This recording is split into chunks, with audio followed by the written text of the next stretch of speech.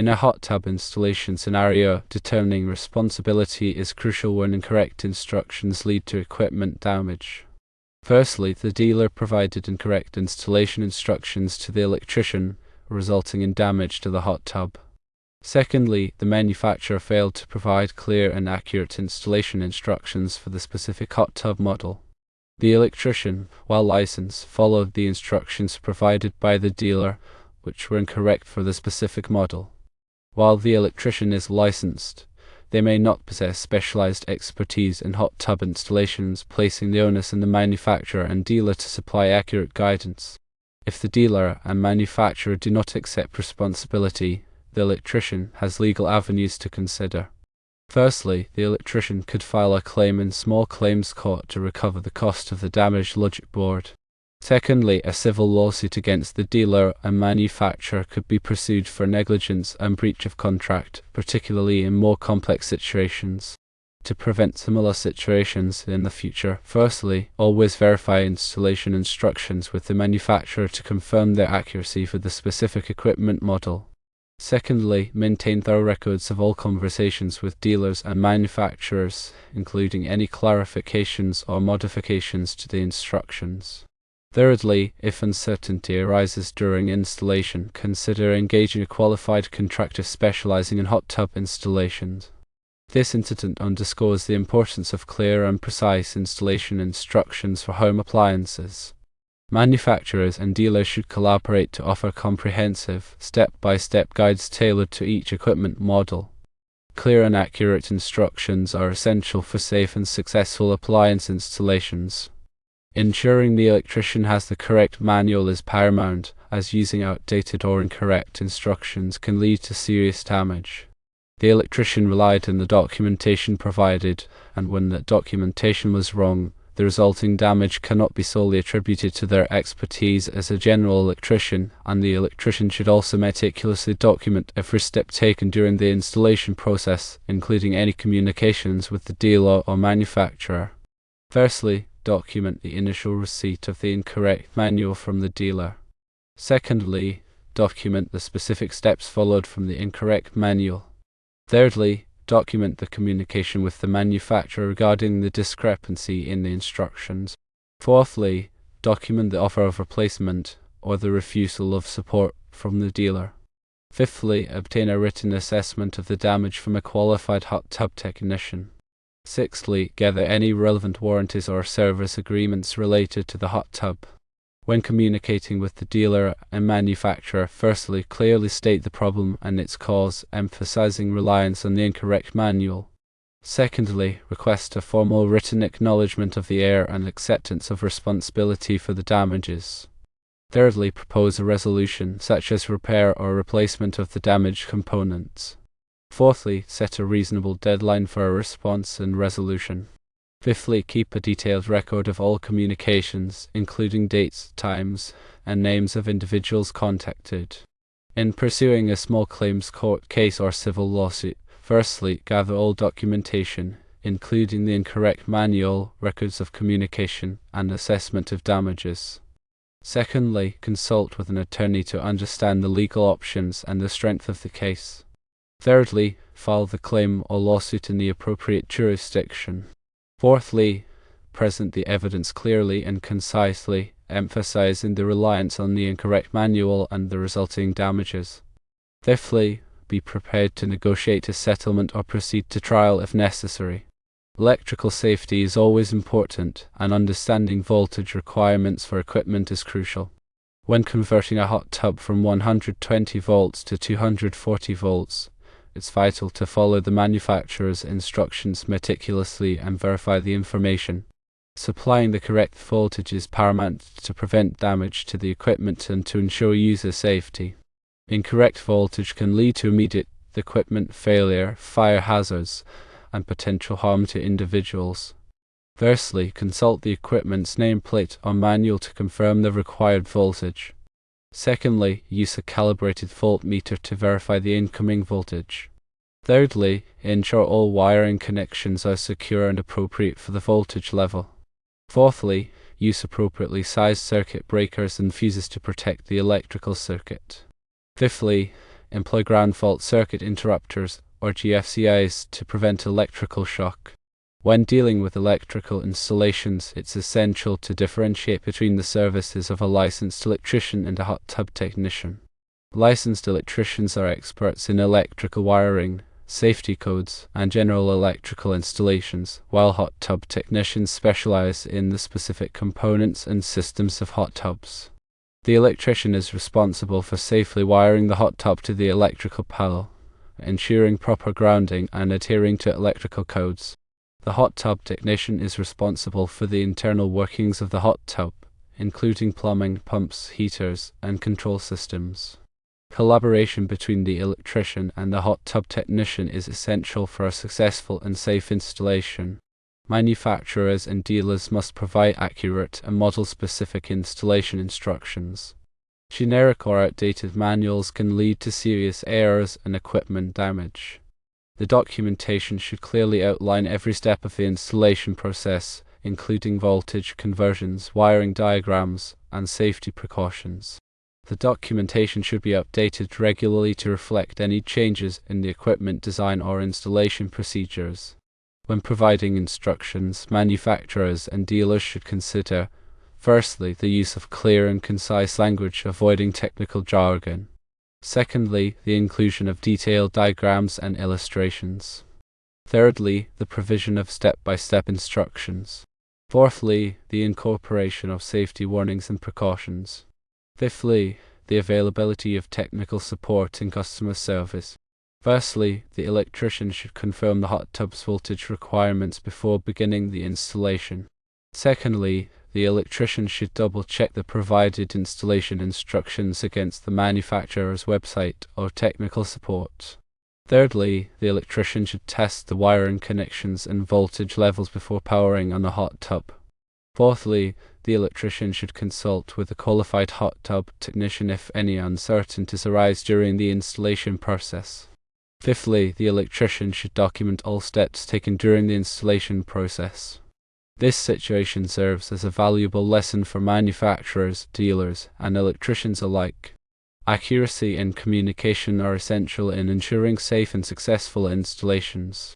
Manufacturers and dealers should prioritize the provision of accurate and model-specific installation instructions. The electrician should verify the instructions and consult with experts when uncertainties arise. Collaboration and clear communication can prevent costly errors and ensure the safety of everyone involved. The NEC, or National Electrical Code, provides guidelines for electrical installations, including those for hot tubs. Adhering to the NEC standards is crucial for ensuring safety and compliance with regulations. NEC Article 680 covers the specific requirements for swimming pools, spas, hot tubs, and other similar installations. Firstly, the NEC requires the use of ground fault circuit interrupters, or GFCIs, for all electrical circuits serving hot tubs. Secondly, the NEC specifies the minimum distances for electrical equipment from the hot tub. Thirdly, the NEC outlines the requirements for bonding and grounding of hot tub components. Fourthly, the NEC regulates the use of underground wiring near hot tubs. Fifthly, the NEC provides guidelines for the installation of lighting and receptacles around hot tubs. The NEC is updated regularly, so it's important to refer to the latest edition for the most current requirements. Always consult with a licensed electrician to ensure compliance with the NEC and local electrical codes. When performing voltage conversions, firstly, disconnect the power supply to the equipment. Secondly, locate the voltage selection switch or jumpers. Thirdly, reconfigure the switch or jumpers according to the manufacturer's instructions. Fourthly, verify the new voltage setting with a voltmeter. Fifthly, reconnect the power supply and test the equipment. Improper voltage conversions can cause equipment damage, fire hazards, and electrical shock. Always follow the manufacturer's instructions carefully and consult with a qualified electrician if needed. Electrical troubleshooting requires a systematic approach and a thorough understanding of electrical circuits. Firstly, identify the symptoms of the problem. Secondly, gather information about the equipment and its electrical system. Thirdly, use a multimeter to test voltage, current, and resistance. Fourthly, trace the circuit to identify the faulty component. Fifthly, replace the faulty component and test the circuit. Safety precautions are essential when troubleshooting electrical problems. Firstly, disconnect the power supply before working on the circuit. Secondly, use insulated tools and wear appropriate personal protective equipment, or PPE. Thirdly, test the circuit before touching any components. Fourthly, never work alone on electrical circuits. Fifthly, consult with a qualified electrician if you are not comfortable troubleshooting the problem. Breaker tripping can be a sign of various electrical issues, including overload, short circuit, or ground fault. Firstly, determine the cause of the breaker tripping. Secondly, reduce the load in the circuit if overloaded. Thirdly, locate and repair any short circuits or ground faults. Fourthly, replace the breaker if it's faulty. Fifthly, consult with a qualified electrician if the breaker continues to trip. Electrical safety devices, such as GFCIs, arc fault circuit interrupters, or off-size and surge protectors, play a crucial role in protecting electrical systems and preventing electrical hazards. GFCIs protect against ground faults, off-size protect against arc faults, and surge protectors protect against voltage surges. Firstly, install GFCIs in areas where water is present. Secondly, install off-size in bedrooms and other living areas. Thirdly, install surge protectors at the electrical panel and at individual outlets. Fourthly, test the safety devices regularly to ensure they are functioning properly. Fifthly, replace the safety devices if they are faulty. Proper grounding is essential for electrical safety and preventing electrical shock. Grounding provides a path for fault current to flow back to the source, causing the circuit breaker to trip. Firstly, ensure all electrical equipment is properly grounded.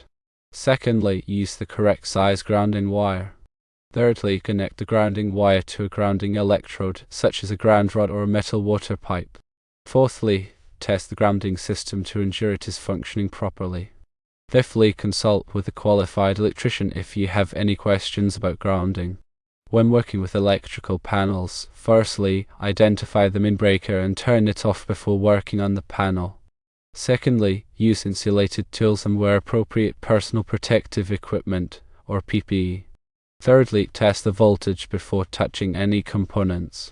Fourthly, label all circuits clearly. Fifthly, consult with a qualified electrician if you are not comfortable working on the electrical panel. Wire sizing is crucial for ensuring the safe and efficient operation of electrical circuits. The correct wire size depends on the amperage of the circuit and the length of the wire run. Firstly, determine the amperage of the circuit. Secondly, determine the length of the wire run. Thirdly, consult a wire sizing chart to determine the correct wire size. Fourthly, use the correct type of wire for the application. Fifthly, install the wire properly. Improper wire sizing can cause overheating, voltage drop, and fire hazards. Always consult with a qualified electrician to ensure proper wire sizing. Conduit bending is a skill that requires practice and precision. Conduit protects electrical wires from damage and provides a safe pathway for wiring. Firstly, measure and mark the conduit. Secondly, use a conduit bender to bend the conduit. Thirdly, check the bend for accuracy. Fourthly, cut the conduit to the correct length. Fifthly, install the conduit properly. Improper conduit bending can cause damage to the wires and create safety hazards. Always consult with a qualified electrician if you are not comfortable bending conduit. Electrical bonding ensures that all metal parts of an electrical system are connected together, creating a low impedance path for fault current to flow back to the source. This helps to prevent electrical shock and reduce the risk of fire. Firstly, bond all metal parts of the electrical system together. Secondly, use the correct size bonding wire. Thirdly, connect the bonding wire to a grounding electrode. Fourthly, test the bonding system to ensure it is functioning properly. Fifthly, consult with a qualified electrician if you have any questions about bonding. When selecting electrical boxes, firstly, determine the size and type of box needed for the application. Secondly, choose a box made of durable material, such as metal or plastic. Thirdly, ensure the box is properly grounded. Fourthly, install the box according to the manufacturer's instructions. Fifthly, consult with a qualified electrician if you have any questions about electrical boxes. The electrical permits are required for many electrical installations. Permits ensure that the work is done safely and in compliance with local electrical codes. Firstly, determine if a permit is required for the electrical work. Secondly, obtain a permit from the local building department. Thirdly, schedule an inspection after the work is completed. Fourthly, correct any deficiencies identified during the inspection. Fifthly, obtain a certificate of occupancy. Failure to obtain a permit can result in fines and legal action. Always check with the local building department to determine if a permit is required. Understanding the NEC tables is essential for electrical professionals. The NEC tables provide information on wire sizing, conduit fill, box fill, and other important electrical calculations. Firstly, familiarize yourself with the NEC tables. Secondly, use the tables to perform electrical calculations. Thirdly, consult with a qualified electrician if you have any questions about the NEC tables. Electrical safety training is essential for anyone working with electricity. Training provides the knowledge and skills necessary to work safely and prevent electrical hazards. Firstly, complete an electrical safety training course. Secondly, follow all safety procedures. Thirdly, use the correct tools and equipment. Fourthly, wear appropriate personal protective equipment, or PPE. Fifthly, consult with a qualified electrician if you have any questions about electrical safety. Electrical maintenance is essential for ensuring the safe and reliable operation of electrical systems. Maintenance includes inspecting, testing, and repairing electrical equipment. Firstly, schedule regular electrical maintenance. Secondly, inspect electrical equipment for damage or wear. Thirdly, test electrical equipment to ensure it is functioning properly. Fourthly, repair or replace damaged equipment. Fifthly, keep electrical equipment clean and dry. Proper electrical maintenance can prevent costly repairs and extend the life of electrical equipment. Electrical inspections are conducted to ensure that electrical installations are safe and in compliance with local electrical codes. Inspections are typically required before a new electrical installation is put into service. Firstly, schedule an electrical inspection. Secondly, prepare for the inspection by ensuring that the electrical work is complete and accessible. Thirdly, be present during the inspection to answer any questions. Fourthly, correct any deficiencies identified during the inspection. Fifthly, obtain a certificate of compliance. Proper training and experience is a requirement for the electrician. Firstly, attend a trade school or complete an apprenticeship program to gain the necessary knowledge and skills. Secondly, obtain a license to practice as an electrician. Thirdly, continue your education by attending workshops and seminars. Fourthly, stay up to date on the latest electrical codes and technologies. Fifthly, gain experience by working on a variety of electrical projects. Continuous learning and improvement is key to success in the electrical field. Dealing with difficult customers requires patience, professionalism, and effective communication skills. Firstly, listen to the customer's concerns. Secondly, acknowledge the customer's feelings. Thirdly, explain the situation clearly and concisely. Fourthly, offer a solution. Fifthly, follow up with the customer to ensure they are satisfied. Maintaining a positive attitude and a professional demeanor is essential when dealing with difficult customers. Legal and ethical considerations are important aspects of the electrical profession. Firstly, comply with all applicable laws and regulations.